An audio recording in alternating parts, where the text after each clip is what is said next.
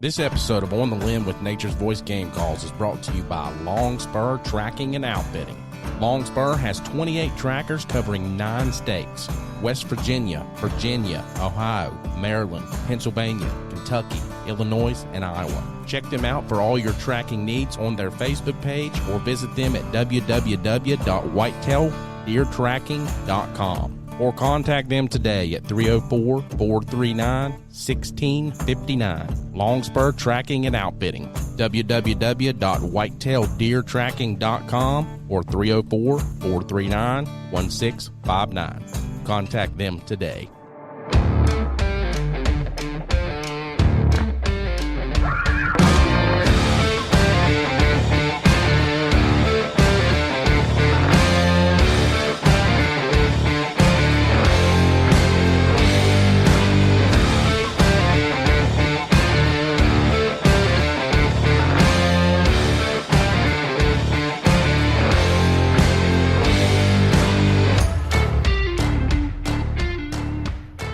All right, guys, welcome to another episode of On the Limb with Nature's Voice Game Calls. I got Dave Young here with me tonight on production, and we got Dan Hall on the phone call coming in. Woo! There he is. There he is. Hey, glad to be back, you guys. Man, Yeah. it's been rough lately. I think you told me, what was it, last week, that you're going to be able to be in the studio after Memorial or Labor Day? Hey, I'll be in there next Tuesday, boys. It's things going down. Man, that'll be a treat, I tell you. Oh, Lord. It will. I can't wait. It's been long overdue. My busy schedule through the summer and the spring and the fall keep me away. Oh, I know. You just got all this. I can be there with you guys. Yep. You got all this pent-up podcast energy, man. I know. Yeah, here we are doing it every week, and we're kind of like, oh, yeah, here we go. We're going to do it again. Dan's like, I'm ready to go. Yeah. Give me a podcast. Yeah, that's him for sure. Well, we were supposed to finish up our fishing segments a couple weeks ago, but we had to reschedule our guest tonight, Cliff Pace. So, because we had some things there with storm and trees and all that stuff. Right. That's right, yeah.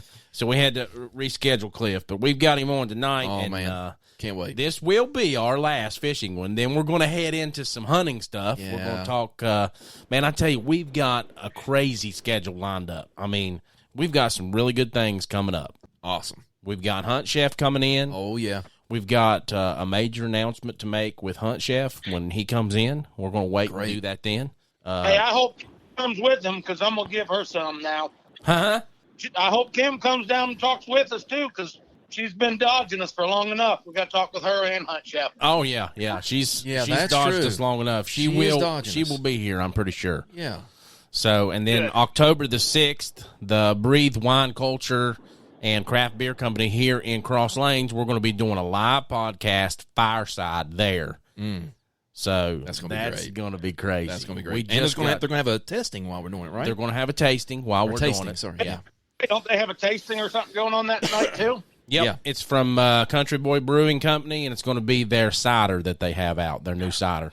Oh, okay, nice. So kind of fits in with fall hunting. You know, I mean, it'll be perfect, man. Yeah, I can't wait. So without further ado, guys, welcome with me, Cliff Pace with Cliff Pace Fishing. He's a professional angler. He has won, plenty of championships there with the MLF and Bassmaster Classic, I believe, back in 2013. So, Cliff, how you doing, sir? I'm doing good, guys. Awesome. Glad to have you. And so we're glad to have you tonight, Cliff. So tell us a little bit about those championships and some of the bigger tournaments that you've won. I may have gotten those wrong when I was mentioning those. Yeah, I did win the Classic back in 2013. Okay. And I won one major tour event with MLF and won a select round with MLF and a few wins in, regular Bassmaster events, not world championships, but some other trophies in the case over the years. But, it's been a long ride for me. I've been doing this now for 17 or 18 years, and I'm very thankful that I've been able to carve a career out of it and, be blessed with the success that I have got to experience. That's awesome. Yeah, that's what I was going to say. Man, you've had a really good ride at this. I mean, this has been an awesome career for you. It truly has. I've been really fortunate and really blessed along the way. So how long have you, well, actually, let's go here first. So let's just give a little background, a little history, how you got started. Well, I mean, I got started just growing up loving to fish as far as being part of it. Fortunate enough to, have parents that supported me, doing it, gave me the opportunity at the time. And really it was just kind of from one level to the next for me. I started out fishing local tournaments like most guys do, and then, advanced into fishing some national level stuff, some of the Bassmaster Opens. Back then that was kind of the best stepping stone, and qualified for the Elite Tour, I think around 2005. And started fishing it, and then went over to the Major League Fishing Tour 2018, I believe. I could be wrong on that, but that was its inaugural year. Got an invitation to fish it, so nice. Walked away from the Elite Series to go to the Major League Fishing Tour, and I've been there since. But as far as a lot of people ask me all the time, how did you get started? Just there's really no secret to getting started in this. You just kind of got to get started. It's kind of like starting a podcast, like what you guys have done, or anything else. The only way to get started is just dadgum get started. Yeah, just to get in it and do it. That's it, and take it as it comes. Hope you make better decisions tomorrow than you made yesterday. Yeah. Just keep moving forward, It's awesome that you had a family that raised you in the outdoors. And, do you hunt and stuff like that too, or is fishing the only thing you do? I really don't hunt a lot. I did. I used to hunt a tremendous amount, but kind of got out of it the last 4 or 5 years. Just don't have the time to really devote to it.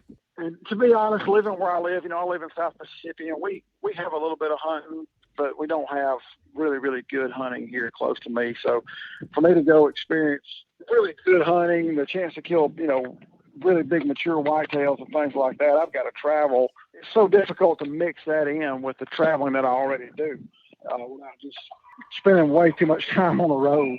Oh, yeah, I'm sure.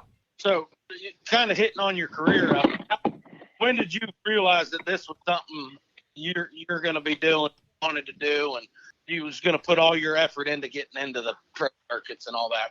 I don't ever remember not feeling that way. Okay, nice. I mean, that's what I grew up wanting to do. Yeah, it was kind of my ambition as a youth. It was what I wanted to do. Oh wow! And it's just been one of those deals where, I mean, I'm one of them guys that really is getting to live his dream. Yeah. You know what I'm saying? And that's really been cool for me. I mean, I've been able to actually meet and befriend a lot of my, you might as well call them like childhood heroes. Yeah. Yeah. People that are in the sport. That's the cool thing about fishing is so many people get to participate in this sport for years and years and years. Professional football, professional baseball, a great career is, let's say 17 years. Yeah, you have a shelf life. But you have life. guys that get to be professional anglers and have a career that lasts 30, 40 years. Oh yeah. Bill Dance. Bill Dance, Roland Martin, those guys, man, they were going for a long time. Yeah, so it's been neat to me to get to actually grow up watching those guys and then actually get the opportunity to compete against them and get to know them on a personal level and so on and so forth. That's so cool, man. It's been an awesome ride. Yeah. It really has. So and I'm not done yet. So who knows what the rest of the trip will be like. Right. Also speaking of that, how have you seen it changed through your career? Once you got into it and got started and up until now, how have you seen it change? And if you have, or for the good or the worse? The sport itself really, you hear a lot of things about the improvement of technology from electronic standpoints and things of that nature. And that has changed the sport some, but fishing is always going to be fishing. That's the one thing about it. And all sports are that way. Football is always going to be football. Maybe a guy figures out, anything with time as it evolves, people get better at it. They take the knowledge that a person before them spent a lifetime to create, and then they devote their lifetime to furthering that knowledge, and the next person does the same, and the next person does the same. So you have an evolution there of learning, and you add technology to that, and it definitely can change things. But the sport of fishing is still a sport of fishing. Just like the sport of golf is going to always be the sport of golf. But if you look at golf now, you've got way more guys that have a much, the distance, the average drive off the tee is substantially longer now than it was in the 1990s. Well, fishing is the same. Fishing is the same way. People have gotten better at it, but it's just because that there's a lot more knowledge available. Well, to those people. And you got better equipment. That's right. Exactly. Yep. 100%. Back then, they didn't know what graphite was. They was using bamboo at one time. Now they got graphite rods and all that.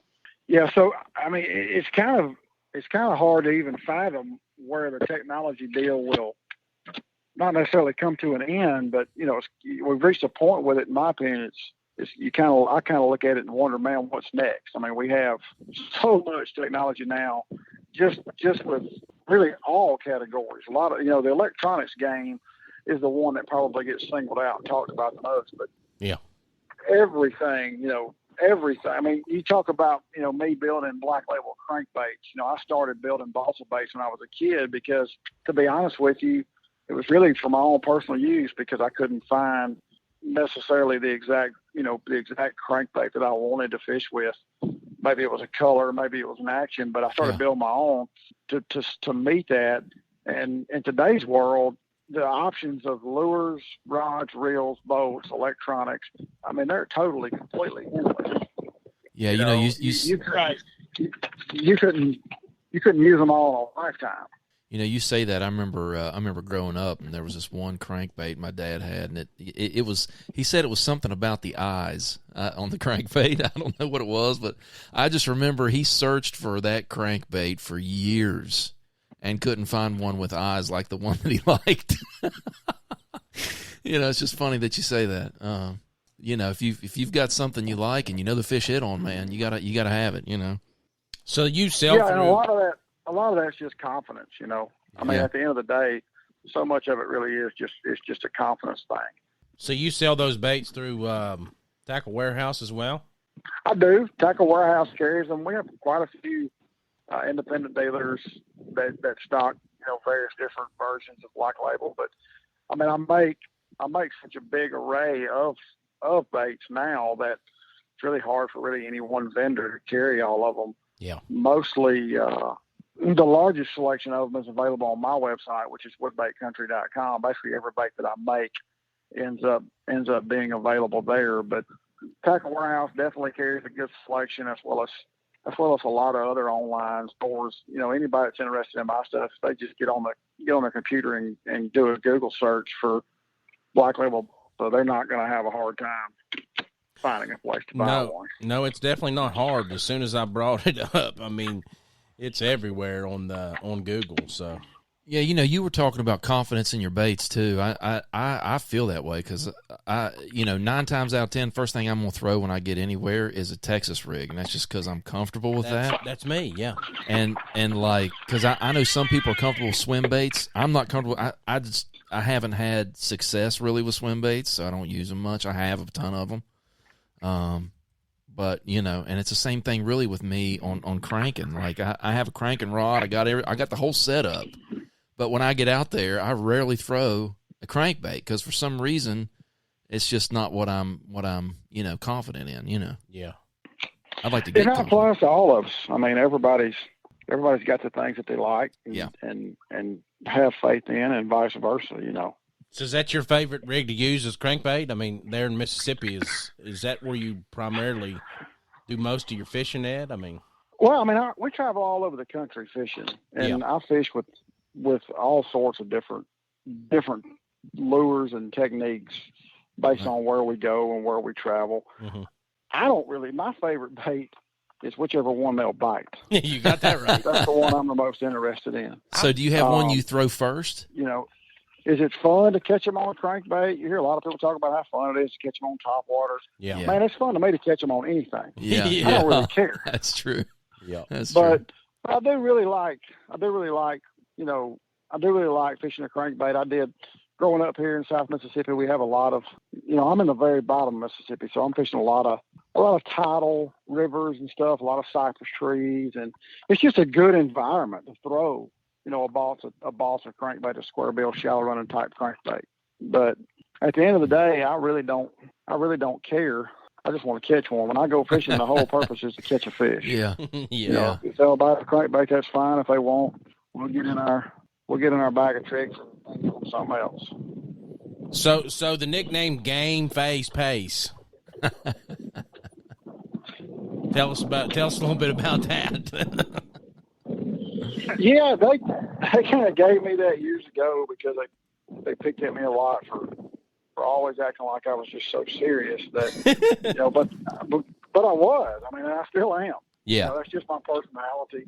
Whatever I do, I pretty much do wholeheartedly. I'm not that jack of all trades type personality that I'm all of that. I only really do a few things. Pretty much every day of my life, I do something that revolves around fishing. I'm either actually fishing or I am, you know, building baits for Black Label or working on baits for any of my various sponsors, trying to work on all the constant improvements in technology and learning all those to try and stay competitive as you can. Because, I mean, if you're not careful, you can get left behind. You got that right. As fast as stuff is becoming available nowadays, it's a full-time job just to keep up. Yeah. I mean, that's like that with any industry, really. I mean, you got to stay up to your game and up to par with everything going on, because if you don't, especially in today's world, yeah, there's no doubt. You know, I mean, with everything being, you know, everything is exposed to everybody. Social media has really changed that in a big way. You know, if something really cool comes out or gets created, everybody knows about it pretty quick. And you know, if you're like me and you fish for a living, you kind of got to keep up with the Joneses, for a lack of better ways of putting it. Yeah. To make sure you're giving yourself the advantage to be competitive. Oh yeah, for sure. Dan, you get my message there? No, hold on. He's sleeping. He's not used to being back. Y'all gonna have to tighten up. I'm telling you. I'm telling you, buddy. Here he is. Here he is coming back in, and he wants to talk. He wants to talk all this stuff. And I send him a message, give him something to talk about, and he's sitting there twiddling thumbs. Working on a salute to Valor. Thank you very much. Oh, okay. Yeah, I can hear it through your phone. Actually, yeah, we can hear it. What do you hear?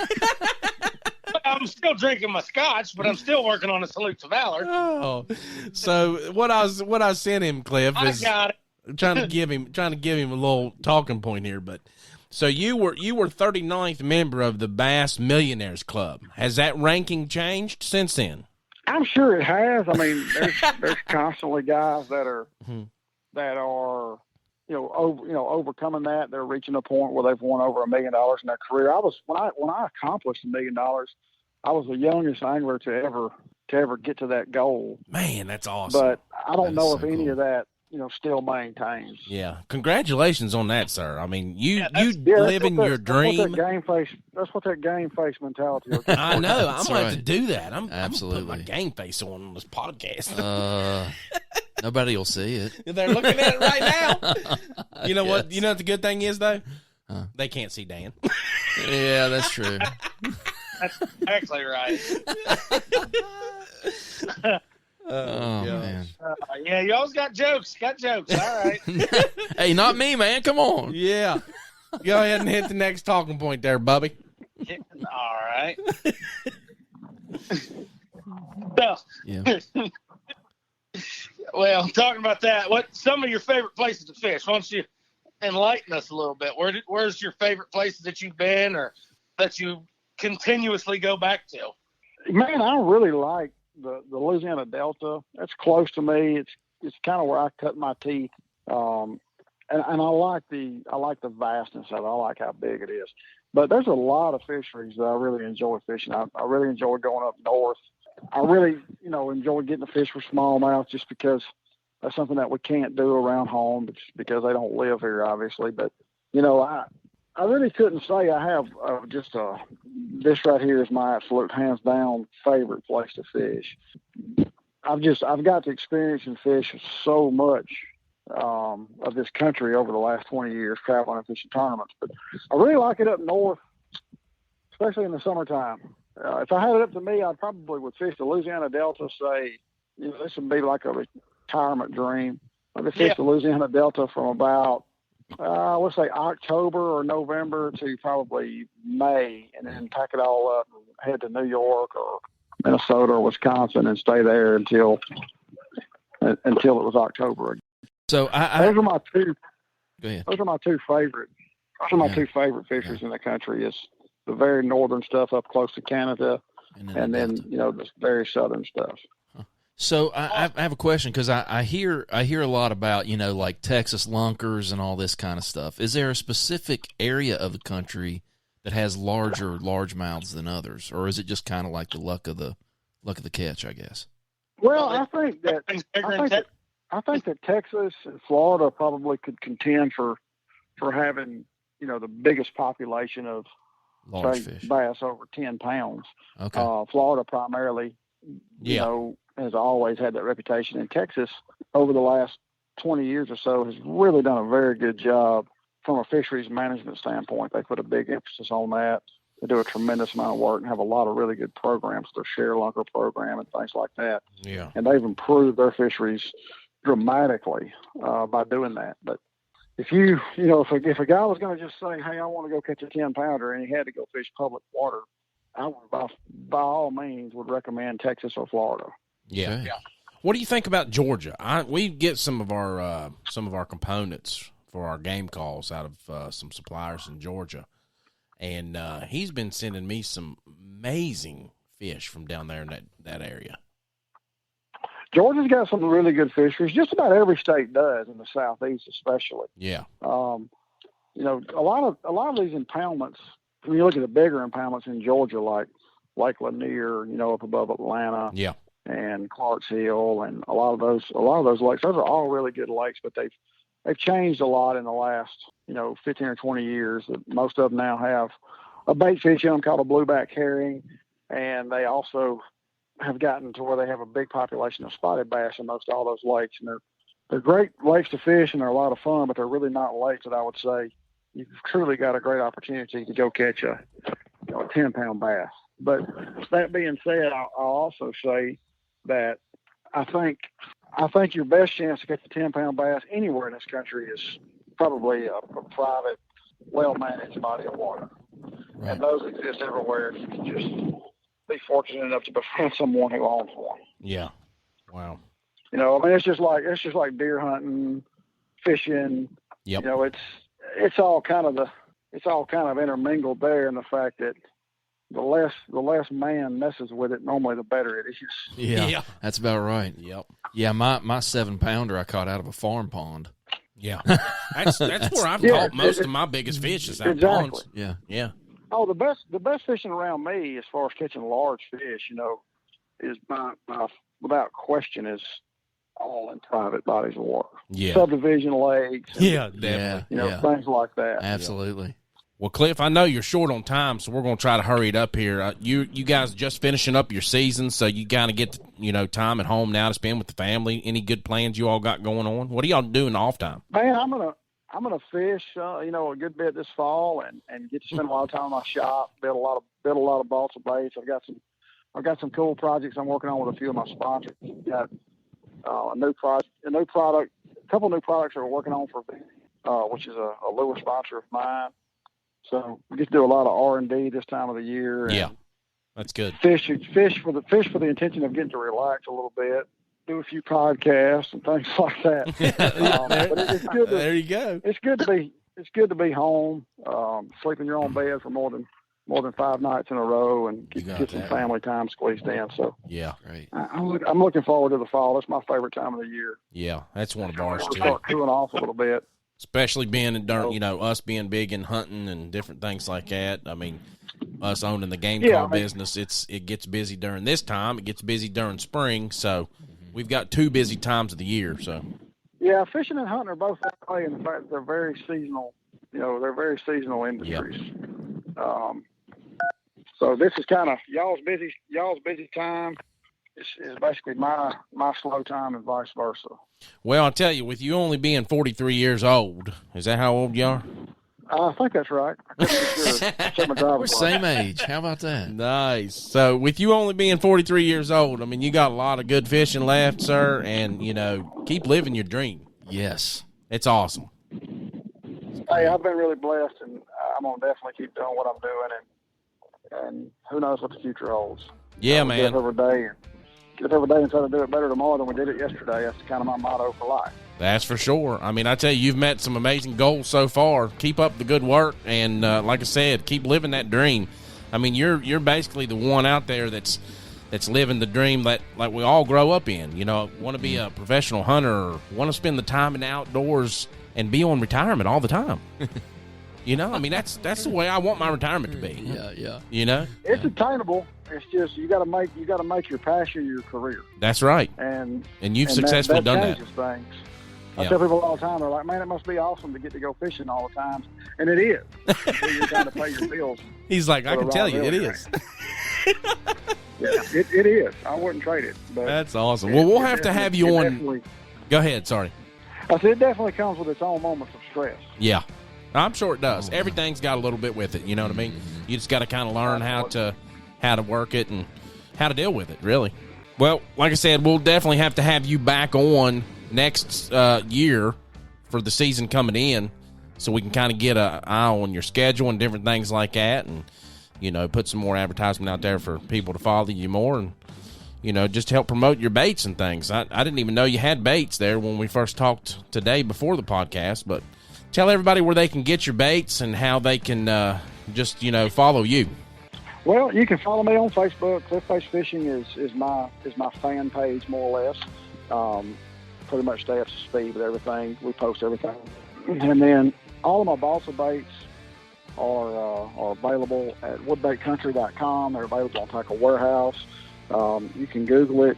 I would recommend. You know, I don't have a single vendor that sells my products that I wouldn't recommend a person do business with. You know, you can also follow if you want to follow. If you're interested in my Black Label stuff, you know, I have a page for it, a Facebook page for it. It's Black Label Balsa.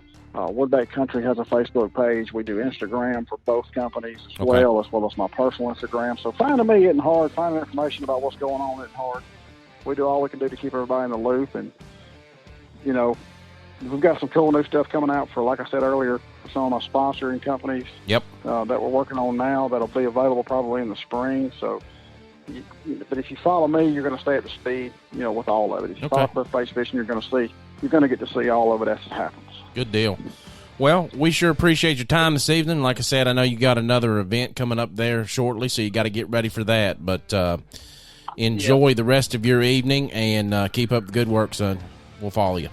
Hey, guys, I appreciate y'all having me. If I can ever help y'all let me know.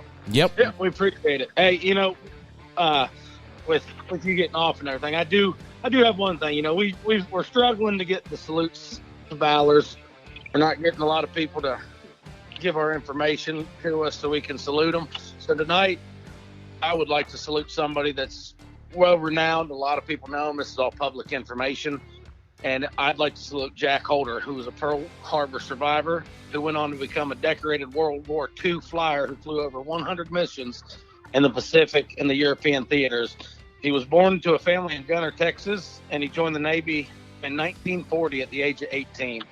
He was stationed at Ford Island on Aloha's Pearl Harbor when they bombed the naval base on December 7th, 1941, where he spent the next 3 days in a makeshift machine gun pit, which was just a ditch lined with sandbags in the aftermath of the attack. Wow. Over 2,400 servicemen were killed in the Pearl Harbor attacks, which launched the U.S. into the World War II. You know, on USS Arizona alone, they lost over 1,170 soldiers and Marines. Holder went on to fight in the Battle of Midway and flew missions over Guadalcanal and the Solomon Islands before being transferred to England and flying missions along the French coast and the English Channel. He was awarded 2 Distinguished Flying Cross medals, 6 Air medals, a Presidential Citation, and 6 Commendation medals in the Navy before his career being honorably discharged in 1948. Wow. He passed away at the age of 101 in Arizona. Man, that's what a life. Stuff right there. That dude awesome, man. Was something. Wow. So, you know, and it's not just about saluting the newer generation. You know, we can't let these older guys get forgotten. No, definitely. You know, no, you're right. Yeah.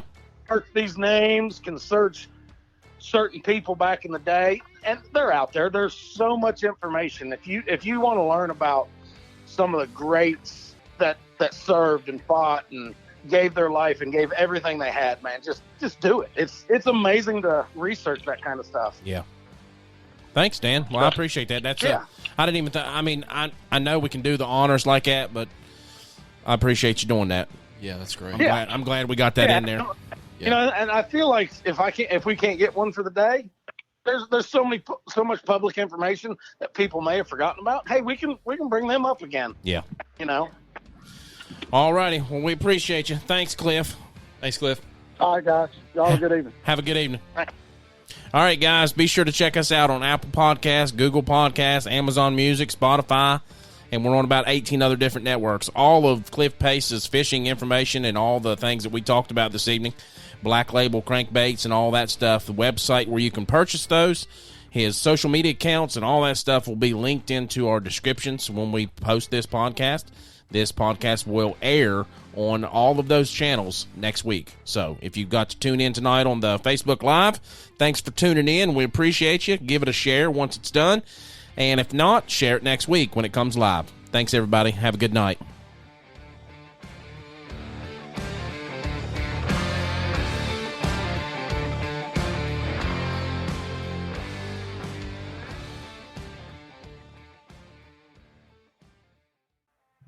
This episode of On the Limb with Nature's Voice Game Calls is brought to you by Carts Towing and Timco Auto Transport. Local and long-distance towing, auto recovery, roadside assistance, auto lockouts, and jump starts. And they also do repossessions. Give them a call today at 304-949-2323 or 304-925-0858. Again, that's Carts Towing and Timco Auto Transport, 304-949-2323, 304-925-0858.